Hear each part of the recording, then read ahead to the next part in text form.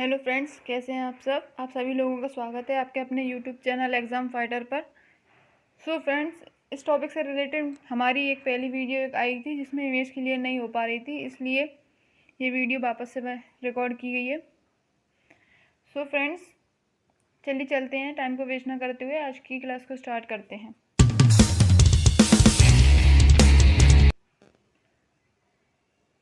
So friends, इसमें हम सबसे पहले अर्थशास्त्र में जानेंगे कि अर्थशास्त्र के कितने भाग हैं, अर्थशास्त्र को कितने भागों में बांटा गया है। तो फ्रेंड्स, अर्थशास्त्र को दो भागों में, तो फ्रेंड्स इकोनॉमिक्स को 2 पार्ट्स में डिवाइड किया गया है, जिसमें नंबर 1 है माइक्रो इकोनॉमिक्स, नंबर 2 है मैक्रो इकोनॉमिक्स। माइक्रो इकोनॉमिक्स को हिंदी में व्यष्टि अर्थशास्त्र कहते हैं और मैक्रो इकोनॉमिक्स को हिंदी में समष्टि अर्थशास्त्र कहते हैं। ठीक है, व्यष्टि अर्थशास्त्र क्या होता है फ्रेंड्स? व्यष्टि अर्थशास्त्र में जो व्यक्तिगत आर्थिक क्रियाओं से संबंध रखते हैं, जैसे एक उपभोक्ता, एक फर्म, उसे व्यष्टि अर्थशास्त्र कहते हैं। और जिन समष्टि अर्थशास्त्र में जिसका संबंध समूहों से होता है, जैसे राष्ट्रीय आय, राष्ट्रीय बचत, राष्ट्रीय विनियोग, इनका संबंध समूह से होता है, उसे समष्टि अर्थशास्त्र कहते हैं। तो चलिए फ्रेंड्स, हमारा नेक्स्ट टॉपिक है परिभाषा, क्षेत्र और विधियाँ। तो सबसे पहले हम जानेंगे अर्थ और परिभाषा। तो अर्थ में है कि अंग्रेजी भाषा के इकोनॉमिक्स शब्द की व्युत्पत्ति लैटिन भाषा के इकोनॉमिका या ग्रीक भाषा के ओइकोनोमिया शब्द से हुई है। सो फ्रेंड, जो ओइकोनोमिया शब्द है वो दो शब्दों से मिलकर बना है। ओइकोस, जिसका मतलब होता है गृह, और दूसरा है नोमस, जिसका अर्थ होता है नियम। इन दोनों के मेल से इसका जो अर्थ निकलता है वो है गृह प्रबंध, यानी जो इसका अर्थ है वो गृह प्रबंध से है। ठीक है, तो जो नेक्स्ट बात आती है वह यह है कि प्रत्येक गृहस्थ की आवश्यकताएं असीमित होती हैं, परंतु उन्हें संतुष्ट करने वाले अधिकतर साधन जैसे कि कपड़ा, भोजन आदि ये सब सीमित होते हैं। ठीक है, संक्षेप में जान लेते हैं कि हम इस तथ्य का अध्ययन करते हैं कि मनुष्य किस प्रकार अपने उपलब्ध सीमित साधनों से अपनी असीमित आवश्यकताओं की संतुष्टि करता है। ठीक है, तो हम इसमें ये देखते हैं कि जो मनुष्य की जो सीमित आवश्यकताएं हैं, तो वह अपने सीमित साधनों का किस प्रकार प्रयोग करे कि वो अपनी ज़्यादा से ज़्यादा अपनी असीमित आवश्यकताओं को पूरा करके संतुष्टि प्राप्त करे। ठीक है, इसे हम इस प्रकार भी स्पष्ट कर सकते हैं कि जो उसको मनुष्य को चयन करने में अपने सीमित साधनों और असीमित आवश्यकताओं के बीच जो चयन करने की जो समस्या उत्पन्न होती है, वो हम एक एक पॉइंट वाइज समझ लेते हैं। नंबर फर्स्ट पॉइंट है हमारा कि मानवीय आवश्यकताएं असीमित आवृत्ति एवं विभिन्न प्राथमिकताओं वाली होती हैं। ठीक है, और जो नंबर सेकंड है कि जो साधनों की जो पूर्ति होती है वो सीमित होती है और इन्हें विभिन्न वैकल्पिक उपयोगों में लाया जाता है। ठीक है,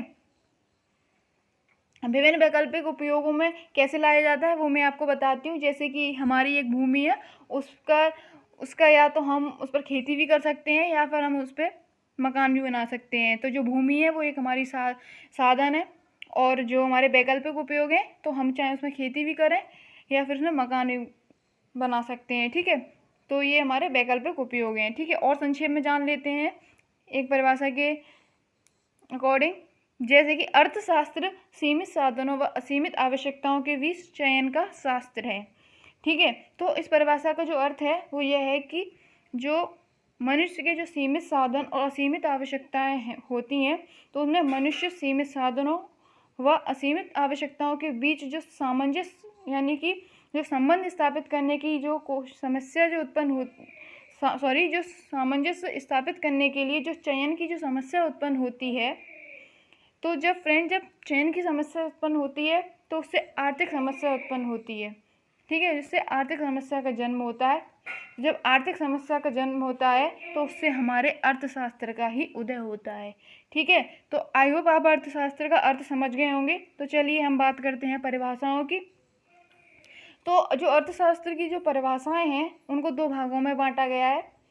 नंबर 1 है हमारे भारतीय अर्थशास्त्रियों द्वारा दी गई परिभाषा। जो हमारे भारत के जो अर्थशास्त्री हैं उन्होंने भी अर्थशास्त्र की परिभाषा दी है, और जो पाश्चात्य अर्थशास्त्रियों द्वारा जो दी गई परिभाषाएं हैं उनको दूसरे नंबर पर रखा गया है। ठीक है, तो जो हमारे सबसे पहले हम पढ़ेंगे अपने भारतीय अर्थशास्त्रियों द्वारा जो परिभाषाएं अर्थशास्त्र की दी गई हैं वो पढ़ते हैं। तो उसमें हमारे जो मुख्य हैं भारतीय अर्थशास्त्रियों में सबसे पहले हैं शुक्राचार्य, दूसरे नंबर पर कौटिल्य, तीसरे पर जेके मेहता। अब हम एक एक करके इन्होंने जो अर्थशास्त्र के लिए जो अपने विचार प्रकट किए हैं, जो अपने विचार रखे हैं, वो सब हम जानते हैं। तो सबसे पहले हम बात करते हैं शुक्राचार्य की। शुक्राचार्य जिन्हें भारतीय आर्थिक विचारों का पितामह कहा जाता है, तो उन्होंने अर्थशास्त्र के लिए जो परिभाषा दी है वो ये है कि श्रुति स्मृति के अनुकूल, जिसमें राजा के कार्यों का वर्णन हो और धन अर्जन करने की युक्ति बताई गई हो, वही अर्थशास्त्र है। ठीक है, और जो हमारे दूसरे हैं कौटिल्य महोदय, उन्होंने क्या परिभाषा दी है? उन्होंने कहा है जिन्हें हम विष्णुगुप्त, चाणक्य, कुटिल व वात्स्यायन आदि के नामों से भी जानते हैं। ठीक है, उन्होंने अपने अर्थशास्त्र के लिए उन्होंने अर्थ प्लस अर्थशास्त्र दोनों को परिभाषित किया है। तो उनकी परिभाषा क्या है? वह ये है कि मानव व्यवहार अथवा जीविका को अर्थ कहते हैं। मानव से मुक्त भूमि का नाम ही अर्थ है। इस भूमि को प्राप्त करने या रक्षा करने के उपायों की विवेचना करने वाला जो शास्त्र है वही इन्होंने अर्थशास्त्र बताया है। ठीक है, अब हमारे जो 3rd नंबर पर हैं प्रोफेसर जेके मेहता, उन्होंने जो परिभाषा दी है उनकी परिभाषा भारतीय संस्कृति और आध्यात्मवाद पर आधारित है। ठीक है, तो उन्होंने कहा है अर्थशास्त्र एक विज्ञान है जो आवश्यकता विहीन अवस्था प्राप्त करने में मानव व्यवहार का एक साधन के रूप में अध्ययन करते हैं। ठीक है, तो जो प्रोफेसर जेके ने जो मेहता ने जो परिभाषा दी है अर्थशास्त्र की, उसकी आलोचना की गई है। उसकी आलोचना क्या की गई है? उन्होंने उनकी आलोचना का पहला पॉइंट है कि उनका जो दृष्टिकोण है वो अव्यवहारिक है। उनका जो दृष्टिकोण अव्यवहारिक है वो क्यों है? वो इसलिए है क्योंकि उन्होंने आवश्यकता विहीन शब्द का प्रयोग किया है। तो जो मनुष्य है उसकी आवश्यकता कभी समाप्त नहीं होती, उसकी आवश्यकता होती आज एक है तो कल दूसरी होगी, तो उसकी आवश्यकता कभी भी समाप्त नहीं होती। लेकिन जो जेके मेहता है उन्होंने ये शब्द यूज़ किया है कि जो आवश्यकता विहीन अवस्था प्राप्त करने के लिए मानव व्यवहार का एक साधन के रूप में है, अध्ययन करते हैं। तो जो उनका जो दृष्टिकोण है वो गलत है। ठीक है, सेकंड जो पॉइंट आलोचना में किया गया है वो ये है कि परिभाषा को स्वीकार कर लिया जाए तो अर्थशास्त्र का अस्तित्व समाप्त हो जाएगा। बिल्कुल सही है, अगर मनुष्य है तो मनुष्य की आवश्यकता विहीन को हम उस अवस्था को मान लें, आवश्यकता विहीन अवस्था को अगर मान लें तो जो अर्थशास्त्र है उसका तो अस्तित्व ही समाप्त हो जाएगा। ठीक है, तो हमने प्रोफेसर जेके मेहता की परिभाषाओं की जो आलोचनाएं जो की गई थी वो हमने पढ़ी हैं। तो चलिए अब हम जानते हैं जो पाश्चात्य अर्थशास्त्री हैं द्वारा जो परिभाषा दी गई है वो क्या है। तो जो पाश्चात्य अर्थशास्त्रियों द्वारा जो परिभाषाएं दी गई हैं उनको 4 भागों में बांटा गया है। पहला है धन संबंधी परिभाषा, दूसरा है कल्याण संबंधी, तीसरा दुर्लभता संबंधी और चौथा है आधुनिक या विकास केंद्रित संबंधी। ठीक है, तो जो धन संबंधी परिभाषाओं में जो अर्थशास्त्री मुख्य हैं उनका नाम है प्रोफेसर एडम स्मिथ, जेवी से, जेएस मिल।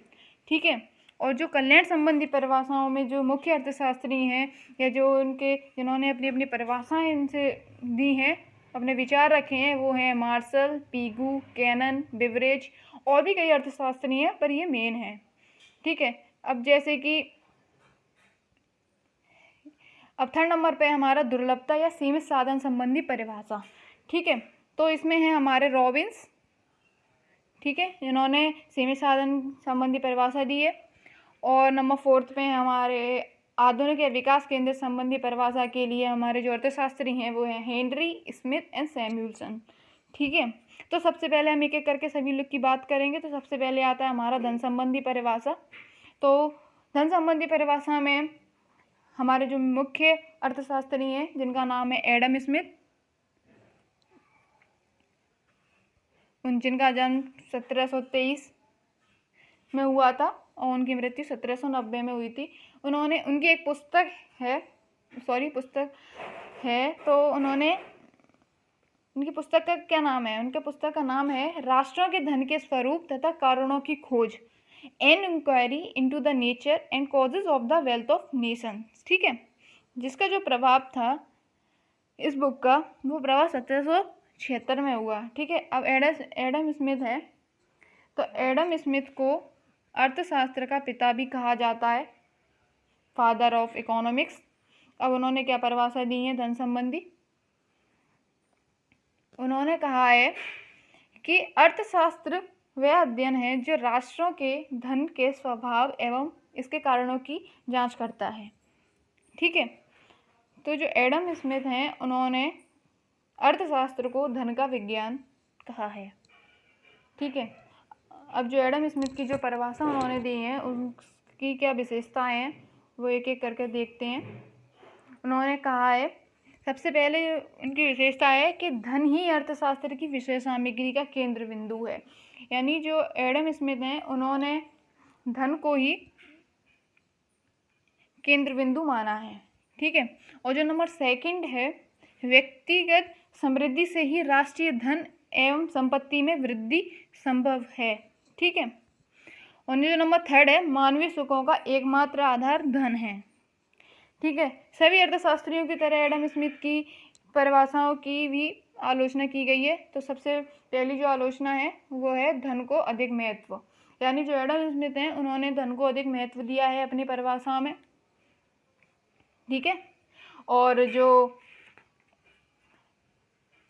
उन्होंने जो अपनी ये धारणा रखी है धन को अधिक महत्व देने की, क्योंकि वो गलत है। क्योंकि मनुष्य सामाजिक प्राणी है, वह समाज में रहता है, उसके लिए सभी चीज़ें मायने रखती हैं, जैसे कि उसका समाज, उसके धार्मिक कर्तव्य, राष्ट्रीय प्रेम, ये सारी भावनाएं उसके लिए बहुत महत्व रखती हैं। पर लेकिन उन्होंने सिर्फ धन को ही महत्व देकर मनुष्य को जो है माना है। और जो नंबर सेकंड है कि धन का संकुचित अर्थ, तो इसका मतलब ये है कि इन्होंने धन का संकुचित अर्थ जो लिया है वो जैसे भौतिक वस्तुएं हैं, केवल भौतिक वस्तुओं के रूप में ही लिया है, मतलब जैसे कि पुस्तक, मेज, कुर्सी आदि को सम्मिलित किया है। जबकि अभौतिक वस्तुएं व सेवाएं होती हैं, जैसे डॉक्टर व अध्यापकों की सेवाओं को धन के शब्द में इन्होंने उसको नहीं सम्मिलित किया है। ठीक है, जो कि ये उचित नहीं है। ठीक है, जो नंबर थर्ड है इनकी आर्थिक मनुष्य की कल्पना, तो जो उनकी आर्थिक मनुष्य की जो कल्पना है वो केवल स्वहित से समस्त प्रयास धन प्राप्ति के लिए ही किए करते हैं, जो कि ये गलत है। क्योंकि मैं पहले भी आपको बताया फर्स्ट पॉइंट में, मनुष्य एक सामाजिक प्राणी है, इस नाते वह समाज व धार्मिक भावनाओं जैसे दया, धर्म, राष्ट्र प्रेम आदि से प्रेरित होकर ऐसे कार्य करता है। तो जो उन्होंने इनकी जो सिर्फ आर्थिक मनुष्य की जो कल्पना है जो धन से ही ओनली संबंधित है, वो चीज़ इनकी गलत है, वो इनकी धारणा जो है वो गलत है, इसलिए इनकी आलोचना की गई है।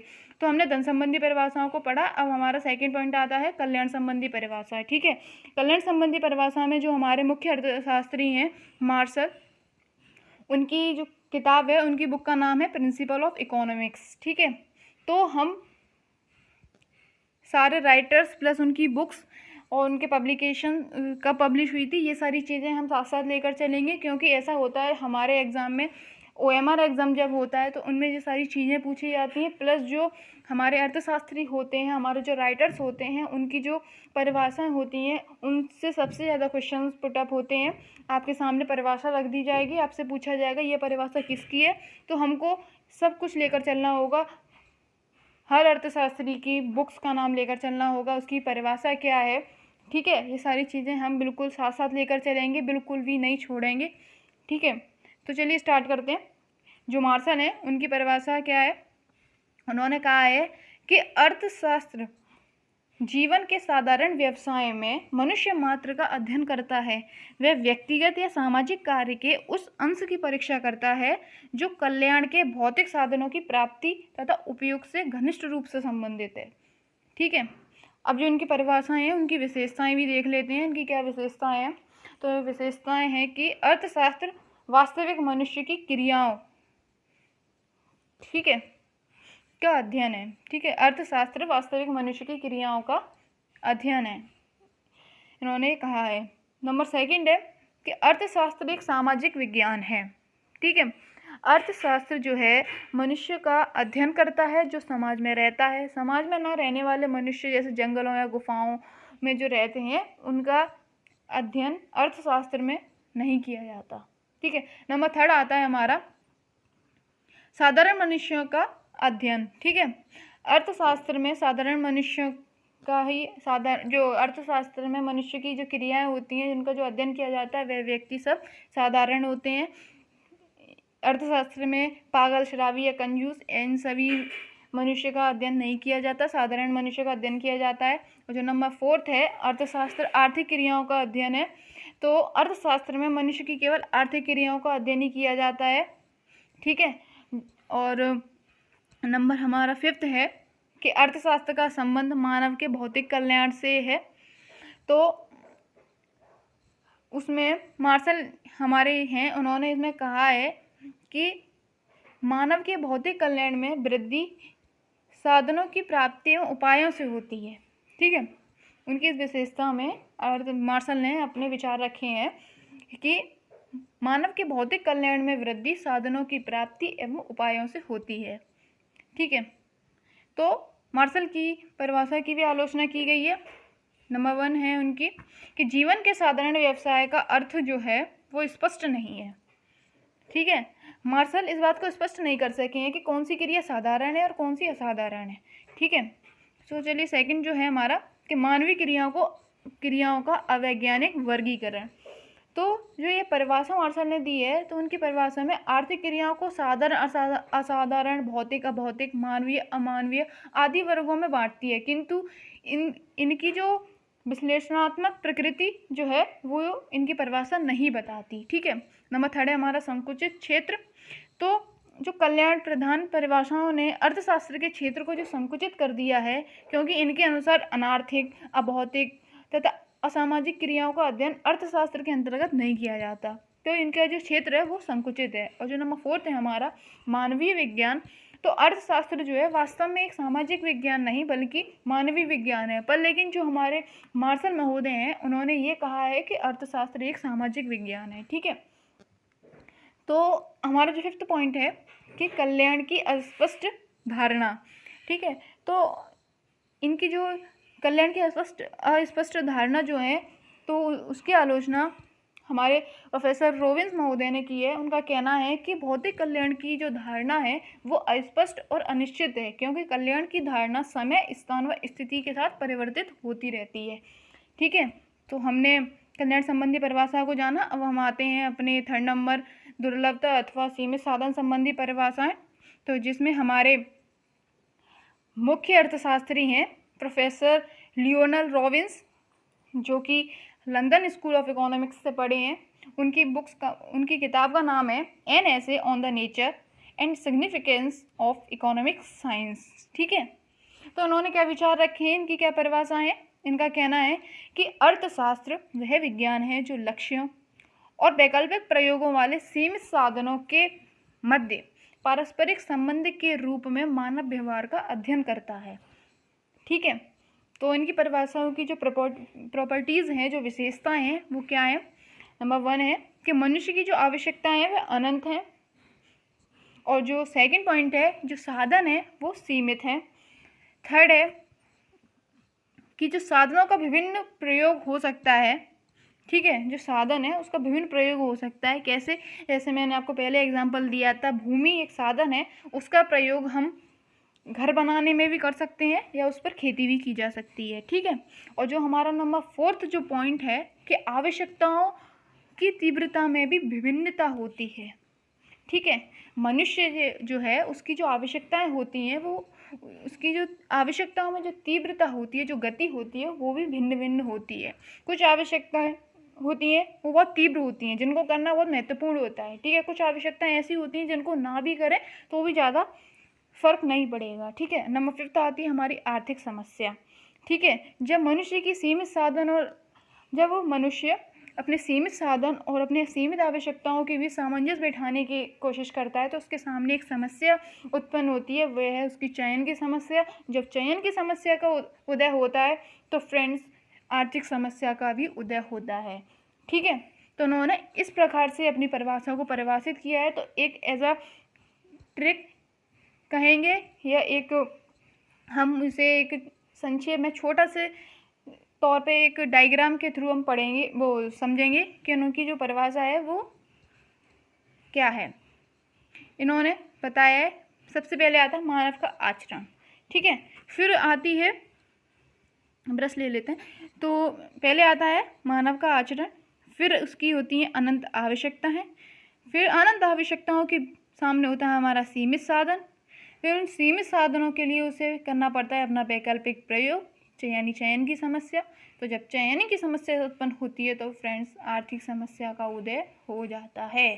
तो जब आर्थिक समस्या का उदय होता है तो अर्थशास्त्र का भी उदय होता है। ठीक है, तो चलिए फ्रेंड्स, इनकी भी आलोचना है। इनकी आलोचना क्या है? इनकी आलोचना की गई है कि जो इनका क्षेत्र का जो अनावश्यक इन्होंने विस्तार किया है वो गलत है। ठीक है, और जो इनकी परिभाषा है वो भी बहुत जटिल है, यानी कठिन है। जो नंबर इनका थर्ड पॉइंट जो इनकी आलोचना में की गया है वो किया गया है वो है कि अर्थशास्त्र जो है उद्देश्यों के बीच तटस्थ है। ठीक है, तो और जो इनका फोर्थ पॉइंट है कि सीमित तथा वैकल्पिक प्रयोग शब्दों का जो प्रयोग किया गया है इन्होंने वो अनावश्यक है। यानी इन्होंने जो सीमित और वैकल्पिक जो शब्द यूज़ किए हैं वो अनावश्यक हैं, इनका यूज़ करना ज़्यादा आवश्यक नहीं था। ठीक है, जो नंबर फिफ्थ पॉइंट है कि अंतिम उद्देश्य एक होता है। ठीक है, नंबर सिक्स्थ है कि साधन और साध्य के बीच जो स्पष्ट अंतर नहीं है। ठीक है, जो मतलब अंतर होता है साधन और साध्य के बीच में वह, लेकिन जो प्रोफेसर रॉबिन्स ने जो परिभाषा दी है उसमें उन्होंने न साधन और साध्य के बीच जो अंतर होता है वो उन्होंने स्पष्ट नहीं किया है। ठीक है, तो फ्रेंड्स अब हमारा आता है फोर्थ टॉप नंबर, जिसका नाम है विकास केंद्रित संबंधी परिभाषाएं, जिसमें हमारे मुख्य अर्थशास्त्री हैं प्रोफेसर सैमुअल्सन, जिन्होंने अपनी परिभाषा दी है। उनके विचार हैं कि अर्थशास्त्र एक ऐसा अध्ययन है जिसमें मनुष्य और समाज मुद्रा के प्रयोग या इसके बिना सीमित साधनों को उत्पादकीय ढंग से वैकल्पिक प्रयोगों में डालकर निश्चित समय में वस्तुएं पैदा करते हैं और इन्हें वर्तमान तथा भविष्य में विभिन्न लोगों व समाज के समूहों में उचित ढंग से वितरित करते हैं। ठीक है, ये इनके विचार थे। अब इनकी जो परिभाषा है उसकी क्या विशेषताएं हैं वो देखते हैं। तो जो इनकी परिभाषा की जो विशेषता है वो सबसे पहला पॉइंट है कि जो असीमित आवश्यकताओं तथा सीमित साधनों के कारण चयन की समस्या का उदय। यानी इन्होंने अपनी परिभाषा में जिक्र अपने सीमित साधन और सीमित आवश्यकताओं के कारण जो चयन की समस्या का उदय होता है वो उन्होंने अपनी परिभाषा में जिक्र किया है। जो नंबर सेकंड पॉइंट है हमारा कि संसाधनों का उचित ढंग से प्रयोग, वो भी बात इन्होंने अपनी परिभाषा में कही है। और जो नंबर फोर्थ है हमारा कि समस्याओं के समाधान के लिए उपयुक्त सुझाव, तो ये भी इन्होंने अपनी परिभाषाओं में अपने विचार रखे हैं। तो फ्रेंड्स, हमने पाश्चात्य अर्थशास्त्रियों में सभी भागों के जो मुख्य अर्थशास्त्रियों जो अपने अपने विचार रखे थे ये तो हमने वो पढ़ चुके हैं। हमारे 4 भाग थे, धन संबंधी और कल्याण संबंधी, दुर्लभता संबंधी और विकास केंद्रित संबंधी। ठीक है, तो अब हम जो उपयुक्त डेफिनेशन है, जो उपयुक्त परिभाषा है अर्थशास्त्र की, वे जानते हैं। वह है कि अर्थशास्त्र वह शास्त्र है जिसमें मनुष्य की आवश्यकताओं की अधिकतम संतुष्टि करने या कल्याण बढ़ाने तथा आर्थिक विकास के लिए अनेक उपयोगों वाले सीमित साधनों के कुशलतम उपभोग, उत्पादन तथा विनिमय से संबंधित कार्यों का अध्ययन किया जाता है, वही अर्थशास्त्र है। ये एक उपयुक्त परिभाषा है अर्थशास्त्र की। ठीक है, तो चलिए अब हम बात करते हैं, हमारा जो नेक्स्ट टॉपिक है कि अर्थशास्त्र का क्षेत्र क्या है। तो जो प्रोफेसर कीन्स के अनुसार जो अर्थशास्त्र का क्षेत्र है उसमें 3 महत्वपूर्ण बातों का अध्ययन किया जाता है कि अर्थशास्त्र की विषय सामग्री, क्या है, अर्थशास्त्र की प्रकृति क्या है, अर्थशास्त्र की सीमाएं क्या हैं। ठीक है, तो सबसे पहले बात करेंगे कि अर्थशास्त्र की विषय सामग्री क्या है। तो फ्रेंड्स, जो अर्थशास्त्र की जो विषय सामग्री है उसको 5 भागों में बांटा गया है। नंबर 1 है उपभोग, नंबर 2 है हमारा उत्पादन, नंबर 3 विनिमय, नंबर 4 वितरण, नंबर 5 राजस्व। तो जो उपभोग है, तो उपभोग में अर्थशास्त्र वह विभाग है जिसमें आवश्यकता और इनसे प्राप्त होने वाली संतुष्टि का अध्ययन किया जाता है, उसे हम उपभोग कहते हैं। ठीक है, सेकंड है हमारा उत्पादन, यानी आवश्यकताओं की पूर्ति वस्तुओं एवं सेवाओं से होती है, तो आवश्यकताओं की पूर्ति के लिए उत्पादन करना पड़ता है। ठीक है, उत्पादन यानी प्रोडक्शन। नंबर 3 है हमारा विनिमय यानी एक्सचेंज। तो विनिमय वह क्रिया है जिसका संबंध किसी वस्तु या उत्पादन के साधन के क्रय विक्रय से है। तो इनका क्रय विक्रय अधिकतर मुद्रा के द्वारा किया जाता है, तो इस क्रिया को कीमत निर्धारण कहते हैं। ठीक है, नंबर 5 है हमारा वितरण डिस्ट्रीब्यूशन। तो उत्पादन के विभिन्न साधनों के प्रयत्नों के जो पुरस्कार का जो निर्धारण एवं उसका बंटवारा जो होता है, तो हम उसे वितरण कहते हैं। ठीक है, और जो राजस्व है पब्लिक फाइनेंस, तो आज के समय में राजस्व का अर्थशास्त्र की विषय सामग्री में एक महत्वपूर्ण विभाग बन चुका है, एक अलग डिपार्टमेंट बन चुका है पब्लिक फाइनेंस का, जिसमें हम लोक व्यय, लोक आय, लोक ऋण, वित्तीय प्रशासन आदि का अध्ययन हम राजस्व के अंतर्गत करते हैं। ठीक है, तो जो हमारी सेकंड जो हमारा आया है क्षेत्र में, सेकंड पॉइंट है कि अर्थशास्त्र की प्रकृति क्या है।